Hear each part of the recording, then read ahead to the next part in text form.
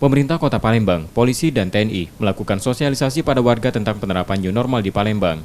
Ada 1.752 personil TNI polisi, dikerahkan dan disebar di beberapa titik di kota, seperti sentra ekonomi, tempat ibadah, sekolah, dan lokasi keramaian lainnya.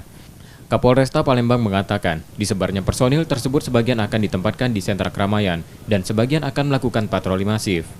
Untuk Kota Palembang, 1.752. Disebar berapa titik, Bang? Wah, banyak sekali. Saya mungkin agak sulit. Yang jelas di sentra ekonomi, kemudian tempat ibadah, di tempat jalur transportasi, baik darat maupun laut dan udara, air.